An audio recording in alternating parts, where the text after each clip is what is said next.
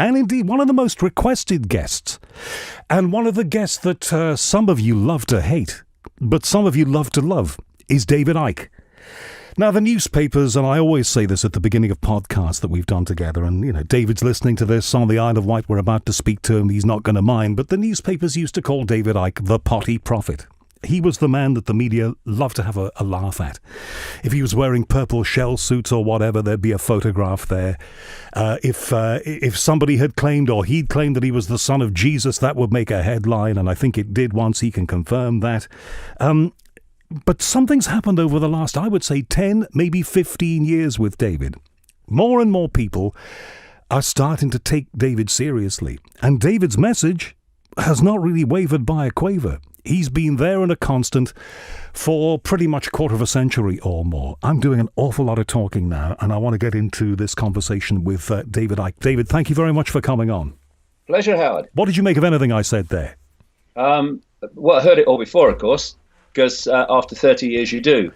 But yeah, I mean, things have changed, and I think one of the main things that has changed is that people are actually looking at what I'm saying rather than just getting their perception of me from one-liners in the newspapers.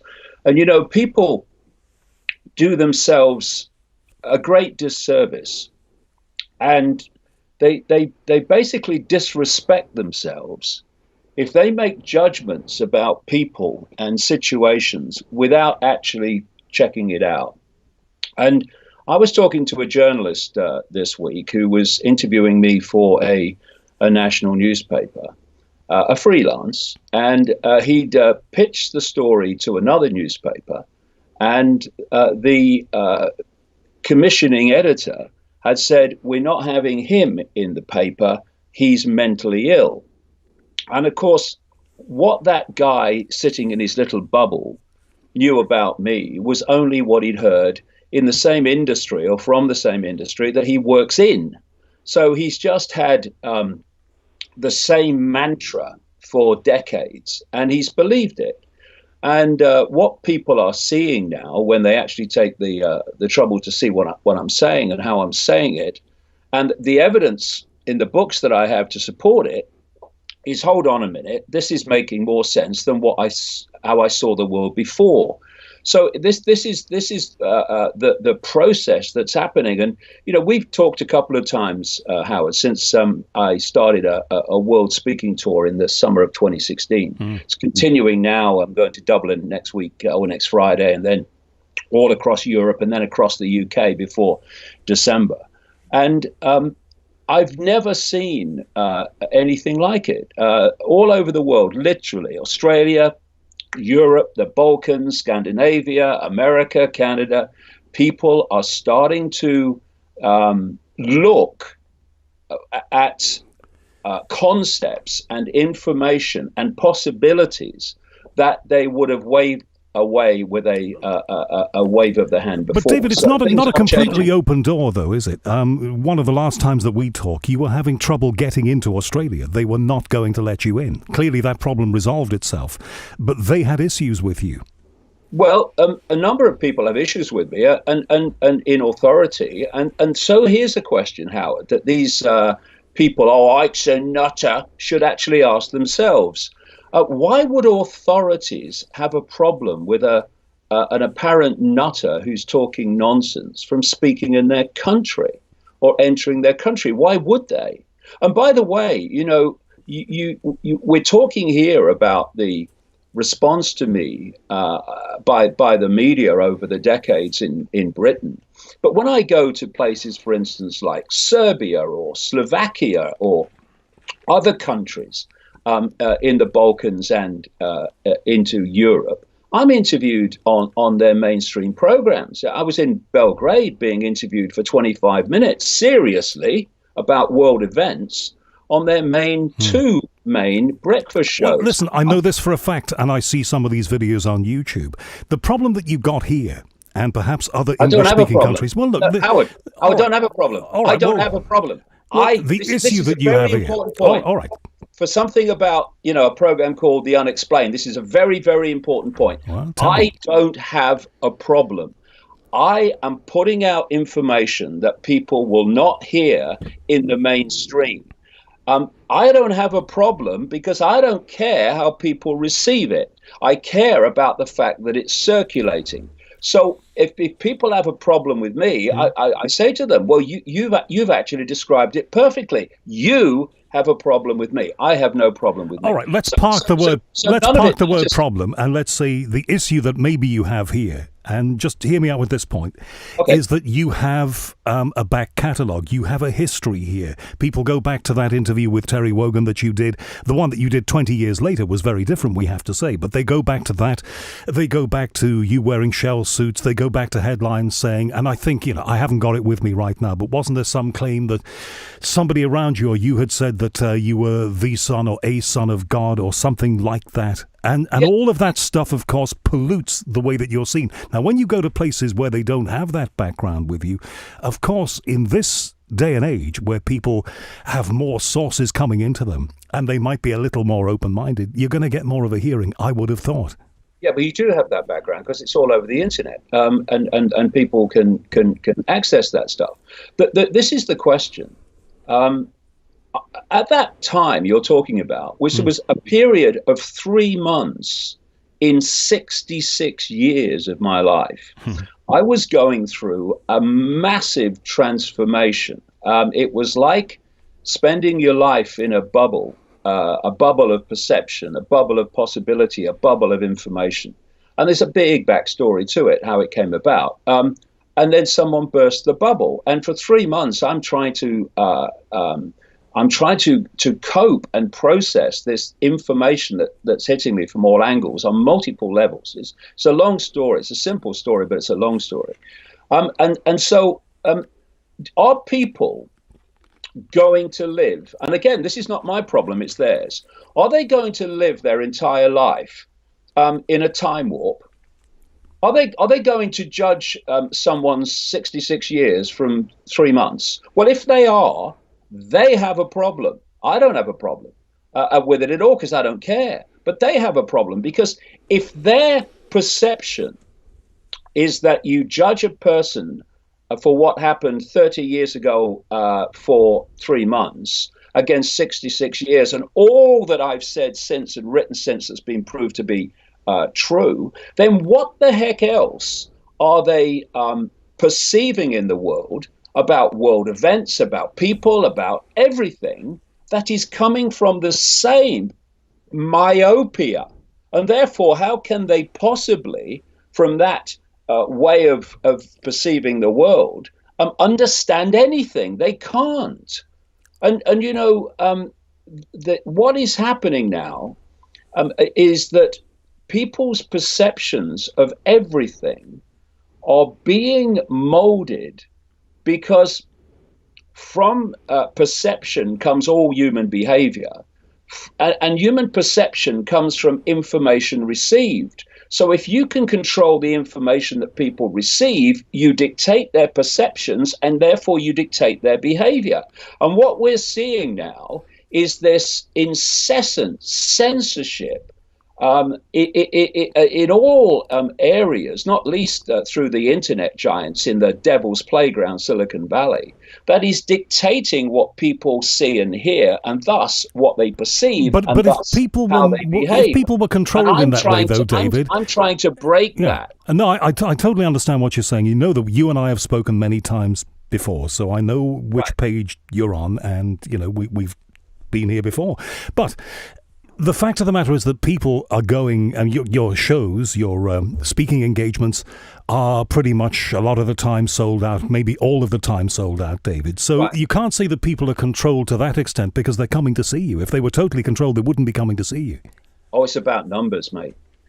If you could see the difference it makes in the way people start to see the world in a different way, in a more expanded way, when they have access to this information compared with when they don't, the more that this information circulates. This is basically what's happened to me as the information has circulated as best I can. nothing like it circulates when it goes through the mainstream. The more people have changed their perception of me and changed their perception of the world. And if we had a mainstream media that would allow all information and perceptions and, if you like, ways of looking at the world to be circulated, then the world would be a very different place. But, it's a very, very narrow band of possibility, what I call the postage stamp consensus, that the mainstream media overwhelmingly pour out and pound out to the world as news and information every day. And the vast majority of people don't get access to this other information. You look at the education system. That's the postage stamp consensus version of the world that's given to children from the earliest age throughout their formative years. And if they don't repeat back what they've been told to believe in their exams, they don't pass. Well, we've got to have some standards, though, David. Come on now. You've got to, I mean, did you get your A-levels? You took A-levels, didn't you, David? I never. You didn't? Howard. Okay. Wait a minute. I should have researched that bit then. You didn't take A-levels. No, you've actually by accident introduced a very interesting point, a very important point. I left school at 15. You could in those days to go and play professional football. I never took, let alone passed, a major exam apart from an end of year class exam in my life. I did all my learning in my time, on my watch, on my terms. I've now written something like 25 books. I talk for 10 hours all day with no script. And I would have been considered at 15 an educational failure. There's this idea that you have to pass exams to give a measure of your intelligence is absolute nonsense. Yeah, but of course, not everybody. I mean, I remember now. Of course, you left school at 15, and you've achieved a massive amount. Of course, I mean, in sport, as a mainstream sports correspondent on the telly, and all the great things that you did, and all of this that you've done in the last 25 years, whatever. But the fact of the matter is that not everybody is going to be as motivated as a David Icke. So when you say that kids shouldn't be as tramlined in education, we had this debate on the last podcast we did. But when you say kids shouldn't be as tramlined by the education system as they are, a lot of kids just don't have the motivation that some have. I had it because I wanted to do this.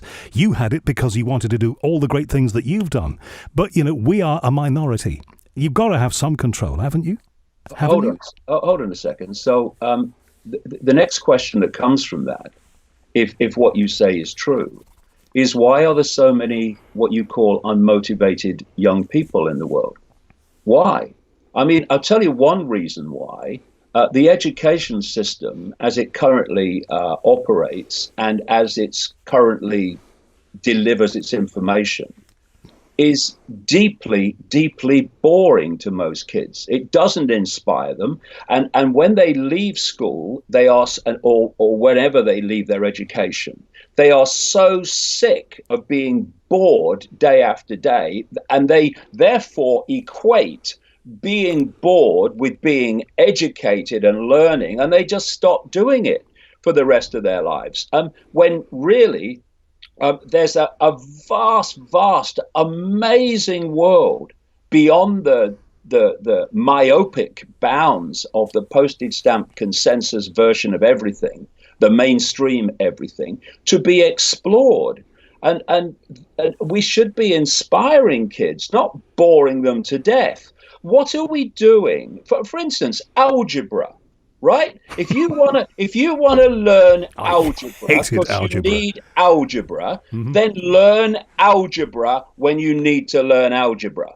You've got kids who are sitting at desks. Look at this summer on incredibly hot, lovely days when they could be climbing trees, when they could be pursuing their own interests. And what are they doing? They're sitting at a desk learning algebra. What does X equal? I don't care less. You make it equal what you like, whatever makes it happy, but just leave me alone. Yeah, but my maths teacher would have said, I hated, loathed and detested algebra, but my maths teacher would have said to me, the point of algebra is not doing those stupid sums with letters and numbers, which, a lot of people still have to do.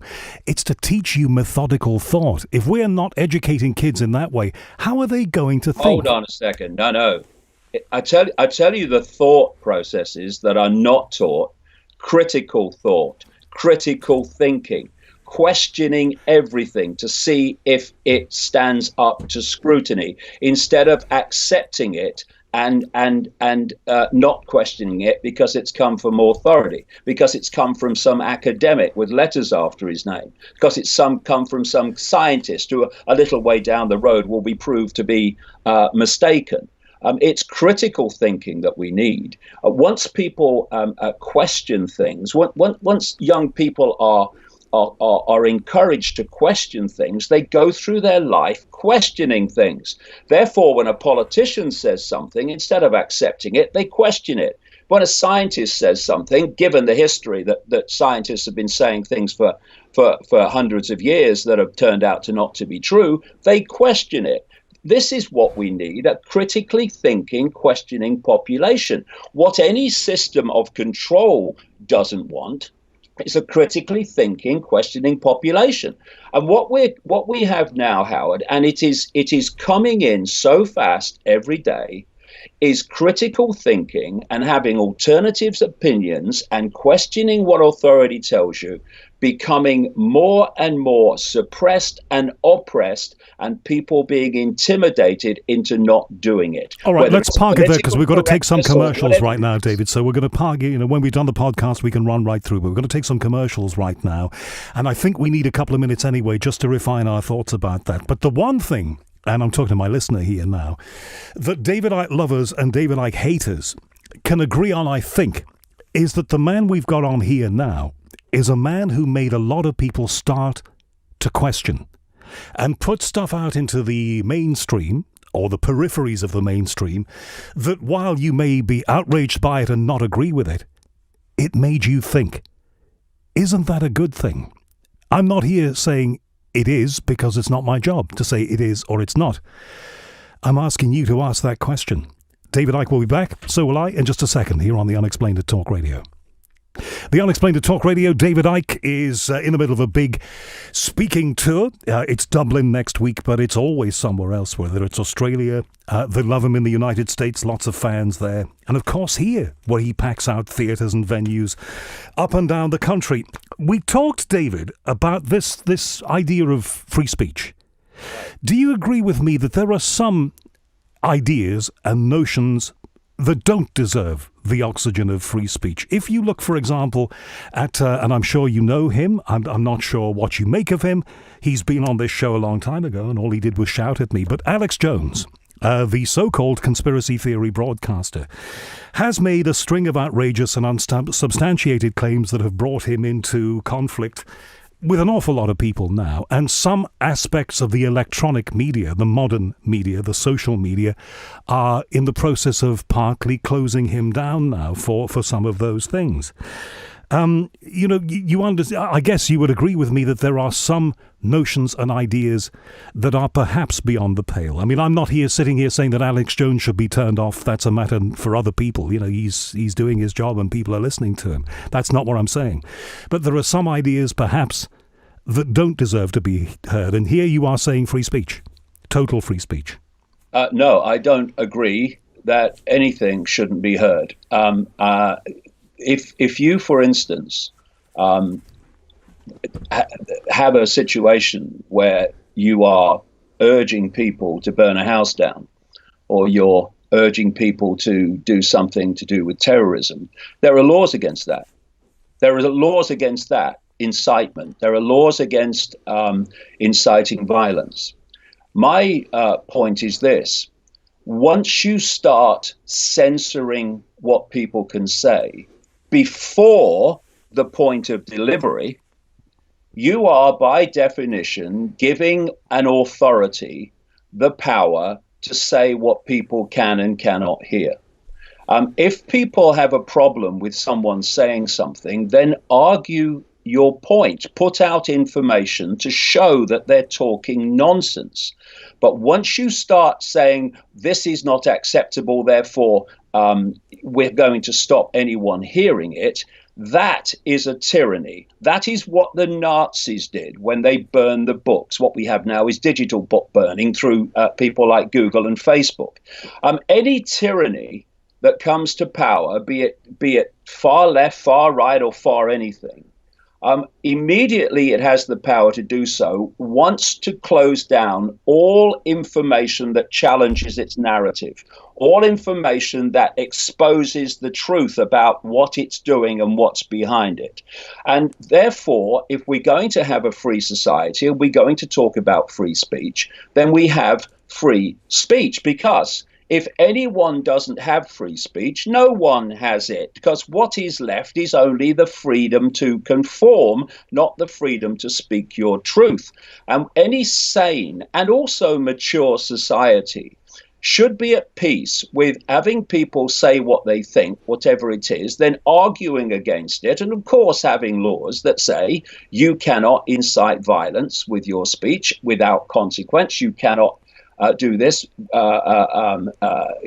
attack on this person with your speech to do them, to encourage people to do them harm without consequence. But once you start censoring speech before the point of delivery, then you are going down a very dark road. And what we're seeing, Howard, now is what happens when you do that.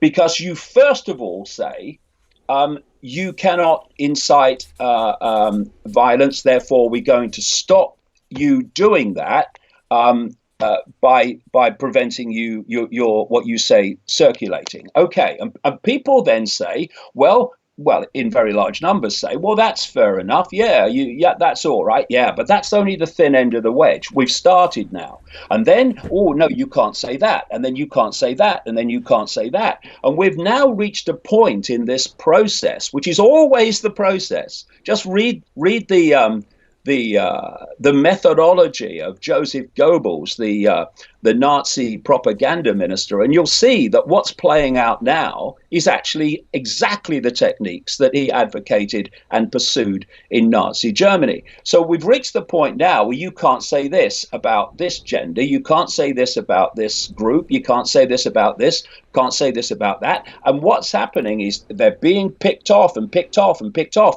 which is exactly, again, the process described in 1984 by George Orwell. But the norms of society constantly change. What is acceptable? Things that were said on acceptable to who? Things that were said on comedy shows. Hang on, let me finish the point, and then we'll get there. But things that were said on comedy shows in the 1970s, which I was watching with my parents, you quite rightly could not utter these days. Why? Because we're more enlightened. We are constantly moving forward. You can't just have everything out there, because you have a less enlightened society, and hopefully we are becoming better. I mean, if you look back to the dark ages in this country, if you stole a loaf of bread, they'd probably hang you. We're a bit more enlightened than that these days. Things constantly change, don't they? But we're talking about freedom of speech and freedom of expression. We're not talking about, putting someone in jail for stealing a loaf. And if people don't want to hear it, then they won't. Then the whole thing will die out anyway, because no one will be interested. And if it's nonsense, then people can come along in the public arena and show with evidence and information that it's nonsense. Again, once you cross this line of censorship before the point of delivery, you are going down a very, very dark road. And we are going down that road now very, very fast, where there's less and less and less and less that you can actually say without, it doesn't circulate because the algorithms stop it, or the ghost banning on the internet, which I'm subject to, where you can actually post it, but the algorithms make sure it doesn't go anywhere. You're going down this road of handing power over the information that people receive or don't receive to some authority, and that authority is getting smaller all the time. But you said at the beginning of this that there have to be some rules. There are some things that you would consider to be beyond the pale, and of course everybody would consider to be beyond the pale. So somebody has to make the rules.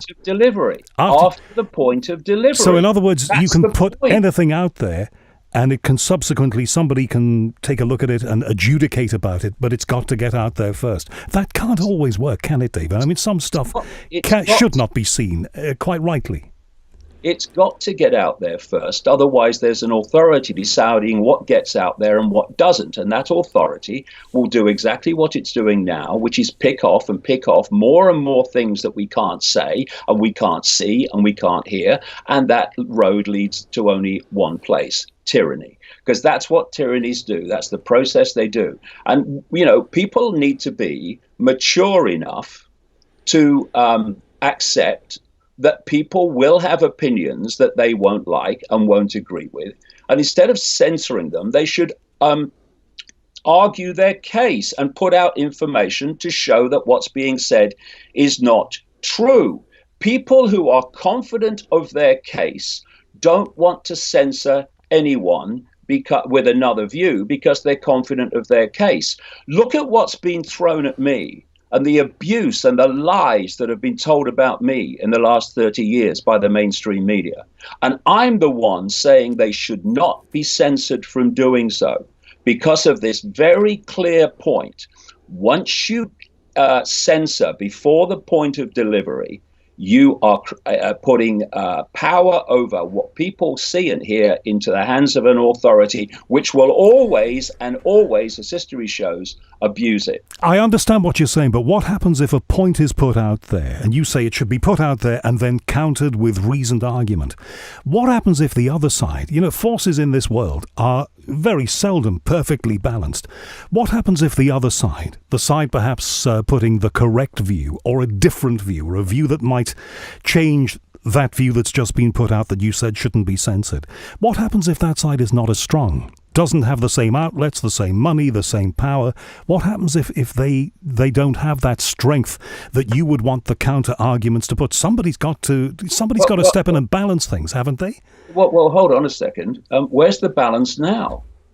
The official narrative is pounded at what officialdom, what people might call the establishment, whatever, want people to believe.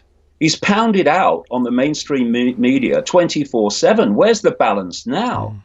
Now, why in Nazi Germany could that evil grasp the minds of an entire nation, not necessarily every last person, but massively an entire nation, that led to the catastrophe that followed? Because other voices giving another fix, another angle, another version of what the Nazis were doing and why could not be heard. Why? It was being censored before the point of delivery. And people can argue against this as much as they like, but don't tell me you believe in freedom of speech in its true sense if you believe that anything should be censored before the point of delivery. Do you feel that you are a man at the moment, as we speak in 2018, when it seems to me that you've got more followers than you've had, more supporters than you've had for a very... Support and interest. I don't want followers. All right, I knew that word would be a problem. Let's excise that word and just say more support then. You've got more support. But you sound like a man who feels as if he's not under threat, but it sounds to me as if you're concerned. You're concerned that somebody out there is trying to close you down. Oh, well, no, I'm concerned that everyone with another version of reality in whatever way, shape or form is being closed down. And this is not paranoia. This is fact. Look at it. This whole thing with Alex Jones was not about Alex Jones. It's not about whether you love Alex Jones or whether you loathe him or whether you like me or whatever. It's about the freedom of expression. And if Alex Jones is talking nonsense in these areas, then show him to be doing so with evidence, with argument, with debate. Which, of course, people did do over the Sandy Hook massacre, and he continued to say the things that he was saying.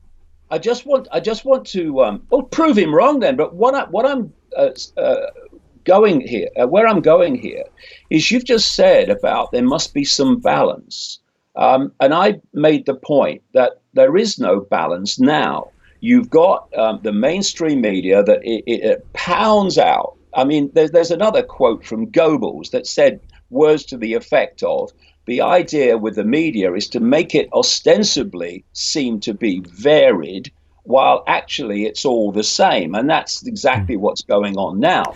And if therefore you're looking at Alex Jones, yes, he has a biggish following, but biggish when compared with what he's doing. Compared with the mainstream media, his following is tiny. Therefore, where's the balance there? And what they're doing now is not creating balance. Okay, we'll hear this version of world events and to balance out what the mainstream media is telling you every day. It's shutting down that alternative way of looking at the world. And not everything, Alex Jones, nothing like everything Alex Jones has said over the years has been nonsense. I mean, some of us have been talking about the fact that this whole Middle East series of regime changes was long planned before even the Iraq war. It wasn't a war. It was a Turkish shoot. The Iraq invasion happened in 2003. Now the evidence has come out to show that that is true. But where is anyone in the mainstream saying, actually, these people we call crazy, they were right? There's a story. Well, I suspect some of them would decisively disagree with what you just said. Listen, you talked a lot every time we've spoken. Well, of course they would. The bubbles they live in. I mean, they've got no radar of anything. All right, but every time we've spoken, you've talked about a thing called the totalitarian two-step. Now, I just want to say one thing before. Totalitarian tiptoe. Tiptoe. Sorry, two-step. Yeah. Where did I get two-step from? The totalitarian tiptoe. I mean, it was all the T's. The totalitarian tiptoe. Before we get to that, though, you've made a lot of references to Nazi Germany and Goebbels and all the rest of it. You don't honestly think that here in the West, what we call the West, we are heading towards something like Nazi Germany. We are being controlled in that way. Is that what you think? Well, of course, that's where it's leading. That's what I've been writing about for nearly 30 years, that the plan is to, and has been, to erode and erode and erode freedom, not least freedom of speech, and to centralize and centralize and centralize power and decision-making to the point where we basically have a global version of Nazi Germany. That's where it's meant to conclude. And this is why the propaganda techniques of Goebbels can be shown again and again and again to be the very basis of what is happening now in terms of the deletion of human freedom. I hear what you say, but I could, if I was alive, which I wasn't in the time of, and I was German and living in the time of Nazi Germany, if I'd stood in the street and said, I think Hitler is wrong and I hate the man, somebody would have put a bullet through my head. If I want to stand up and say, I think the government's completely wrong, they've got it wrong over everything, that's my right. So that's not where we're at, is it? Oh, well, you've just confused, Howard, where we're at now with what I said about where it was planned to go. And that's the totalitarian tiptoe. The totalitarian tiptoe is a name I gave to a technique which is blatantly happening all the time, whereby you're aiming to go to Z and you're at A. And if you go from A to Z in massive leaps, then the change in society will be so big that people might look up from the game show and the sport and say, hold on a minute, what's happening? So you go in as big a steps as you can, but not so big that you alert too many people to the fact that there's a pattern here. People like me I've spent the last 30 years studying and observing the pattern. And that pattern has been to erode and erode and erode and erode more and more freedoms, not least freedom of expression and freedom of opinion and the circulation of alternative information, to the point where there is no alternative information circulating, only what the official narratives are, which is exactly what happened in Nazi Germany when they shut down everyone who wasn't parroting the Nazi line. And that's where it's heading. And you throw artificial intelligence in there with their plan, as now openly speaking about, of connecting the human mind to artificial intelligence. And you see what the end game is. It's the end, if you go down that AI road, of the human mind itself, which is why they're telling us that's supposed to be, and I'm sceptical about it's supposed to be for our betterment. One quick question before we have to get to more ads, otherwise my producer... They're supposed to be. It's not. Well, no, I mean, and believe me, we have questioned that many times, including last week on this show, and we will continue to, because there are many, and we can agree on that. There are many unanswered questions about the use of AI, and many things that have to be determined. If we were marching towards, or tiptoeing towards, totalitarianism and a great big global superstate, or whatever it might be, we voted for Brexit. We're supposedly in the process of doing it. If there was no freedom, or not as much freedom as there should be, then we wouldn't have been free to do what we've done, would we? Oh, blimey. How much time have you got? Because I'll tell you this story, right? Why did we have Brexit? We had Brexit because a whole area of British society, you might call it the urban working class, has been ignored and abused by the political class in all its party affiliations, left, right, and centre, for decades and decades and decades. It didn't matter who you voted for, the same things were happening. And there's a reason for that I can go into on another day. And therefore, this Brexit vote, which was a in, out, yes, no, which didn't have to go through a political party, was the perfect opportunity for that ignored, abused great area of the British population to have its voice heard. But if they were so mind-controlled, though, they wouldn't have done that, would they? No, hold on a second. I'm just putting it out there. Okay. Yeah, you're putting it out there, right? That referendum was never meant to happen.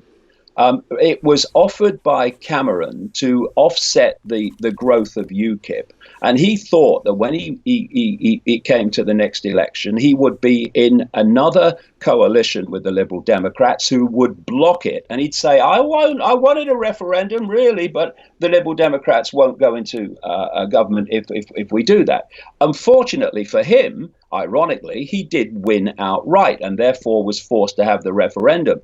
And the vote went absolutely against the political class. And they were shocked because they thought that no one would ever turn against them, because all you have to do is frighten the unwashed masses to death with Godzilla will attack London the day after the Brexit vote. The public were free to do what they did. I mean, we can debate this round and round, it sounds like, all night, and we haven't got the time. Hold on a second. Okay. There's a next stage to this. So yes, because of a series of events they didn't expect to happen, there was the opportunity of the Brexit vote. And within the first hour of that Brexit result being announced, I was sitting here in the same chair. I wrote on the internet, this is just the start, because the political class and the European dark suits who've never seen a ballot box in their life are not going to let this go quietly or easily. And now we're seeing this coalition between the political class in Britain that don't want us to leave the European Union, despite the referendum, and the dark suit class in Brussels that wants the same outcome, who are making it more and more and more difficult. And now we're coming to exactly what I said would happen, the pressure for a second referendum to overturn it. This whole European Union is something that goes back at least to the 1920s. It goes back to the Warburg banking family. It goes back to the aristocracy families of Europe, like Otto von Habsburg. This whole idea of creating a European centralized dictatorship to dictate from a central point to the entirety of Europe. Or indeed creating something, and we don't have time. We did go into this on the podcast, but it's my fault for starting it. But all I can say is that, looked at another way, There are those who would say that it stopped us from having more conflict, it's helped us to see the other person's point of view, and it's oiled the wheels of trade. Two ways to look at everything. You're hearing the views of David Icke. Got to take that break now. You're on Talk Radio, The Unexplained with Howard Hughes. Back in a sec. David Icke has a book out at the moment, and he also is going on a big speaking tour. Dublin next week, like we said, and virtually everywhere else. But I'll give you the address of David's website at the back end of this. We won't trouble ourselves with that now. So, David, you've been very good and said that you're going to try and tackle some of these questions that I've had in. Now, look, when I asked for questions on Twitter before we started doing this, recording this, obviously, we got quite a lot of stuff, like one saying, was Mr. Spoon and the Suit Dragon based on true events, and is the moon really made of cheese? Which is one. Is David Icke mad? Is another one. So you get, and like I was saying at the top of this, they're idiots, man. Well, idiots. One third of the questions. Idiots. Well, yeah, they haven't got two brain cells to rub together, and they have absolutely no self-respect. Well, no, they would ask stupid questions like that. Well, they would think some questions from intelligent people. Well, I know they would think that they have a sense of humour. I think a lot of people would disagree with that. But the point that I'm making with that, freedom of speech. Well, yeah, there's your freedom of speech for you. But I defend their right to say it, but they're idiots. Hold on. Well, okay, that's you said that, and that's fine. But what I'm illustrating here, that's what freedom of speech is about. Is that if I'd done that, if we'd had Twitter, if we'd had Facebook, if we'd had social media, for good, bad, or indifferent, 20 years ago, and we were able to do that and ask for questions, then we'd have got a lot more frivolous questions like, "Are you mad?" Than we got tonight. 2/3 of the questions actually make a lot of sense. So let's get into them. Let's start here then. Do you think, David, still that global warming is a hoax as the sea ice disappears in the Arctic and billions of gallons of melted ice pour off Greenland, along with the melting permafrost all over Siberia and Alaska, releasing methane, says Michael. He has a point, doesn't he? Well, the answer to that question is yes, I do. But to respond to it in any credible way would take a long, long time. But there's a book just come out, which I've been reading recently. Basically, it's called The Politically Incorrect Guide to Global Warming or Climate Change. I do recommend that people read that because with enormous detail, it takes the whole thing apart. But yes, I do believe that, absolutely. Okay, and despite the fact that we've had research released in this last week saying that temperatures are going to, we've had a little bit of a blip, but temperatures are going to inexorably rise in the coming years. We're going to have a hot period. Howard, in the 1970s, they were saying we were going into a global cooling. We've had scandal after scandal of revelations of the climate data being manipulated. We've had climate models, which basically, what's a computer model? You put crap in, you get crap out. Right, so we've had it over and over and over and over again. My scientific friends would call that research. Derek asks, yes, and they'd be wrong. If you don't put accurate information in, you don't get an accurate outcome out. And they've been proved wrong again and again and again with what's happened since the turn of the millennium. What they said was happened. It's not happened at all in terms of temperature rises. I hear what you say, even in the light of a massively hot summer with temperatures up to 38 degrees in the southeast of England and potentially more hot weather to come. But let's park that there. So what happened in 1976 when we had that fantastic summer and they're still talking about global cooling? What was about in 1959 when we had a fantastically hot summer? The temperatures were hotter during the medieval warm period, about 1,000 years ago. What caused that? Turbocharged handcarts? Do the research. That's what I say to people. This is the whole thing about what we were talking earlier, Howard. Let's put into the public arena what the scientists, the mainstream scientists say, the song sheet scientists, as I call them, and let's put into the public arena what increasing numbers of other scientists are saying, which actually doesn't make sense. And then people can make their own mind up. But when you have people like the BBC saying some years ago, the science is now settled, so we're not going to have people on questioning it anymore, then you are going down a very this dark road that I'm talking about. You do hear people on questioning it. I've had somebody on here only very recently questioning it. But we have to say that there are more people accepting what scientists around the world are saying. There is a famous scientist in Texas who I had on this show who talks about the weirding of our weather increasingly. There are more of those people than people putting the other view. But let's go to something else. There are people, and you must have come... How do you know that? How do you know that when these other scientists don't get the ability to have their voices heard? Well, they have access to all the same platforms that you have access to, don't they? Well, they don't have access to the mainstream media where most people get their information from.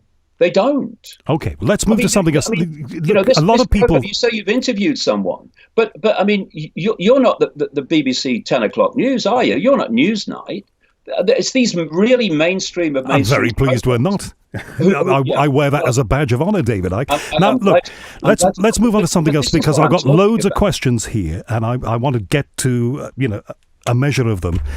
Derek asks, and one of the problems is that when you go into the fields that you've been into over the years, people think that you are a repository of knowledge about all things. But I'm going to ask it anyway, because it's a question that's worth asking, whatever. Right. Derek asks, can you ask David Icke, what was the Great Pyramid of Giza's true purpose? Now, there's a lot of talk about that. There's been a lot of research recently. They discovered a new bit of it, a new chamber of it. It may be some kind of power generator. They don't quite know, but they're trying to find out. Have you ever had any thoughts about that? Well, yeah, I mean, I've talked to quite a few people over the years who've done a lot of research into that whole Giza pyramid and what it was really there for. I've been inside it. The idea that it was built as a burial chamber is ludicrous to go to those lengths for a burial chamber for one pharaoh. I mean, it's just crazy. But what I found interesting recently is that there was some scientific study came out pointing out the extraordinary electromagnetic properties inside the pyramid, particularly because of the way it's structured inside.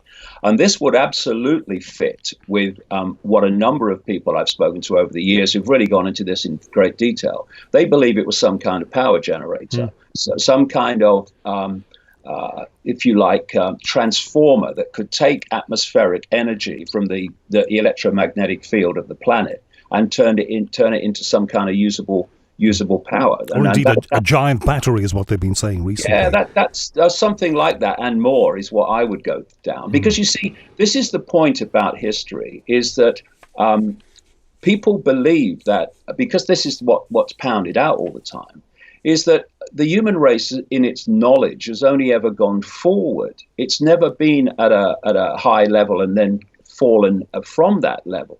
And I say to people today, if something happened, if there was some catastrophe happened, that meant we no longer had electricity or oil, what kind of society will we live in very, very, very quickly? Nothing like the one we live in now.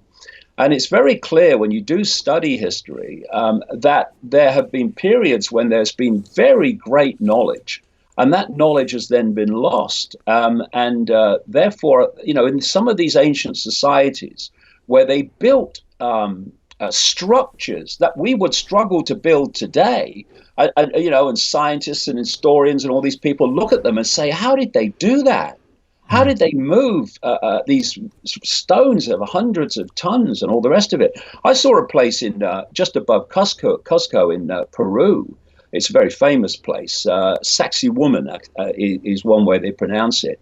And there are these absolutely enormous stones that are fitted together like a dry stone wall.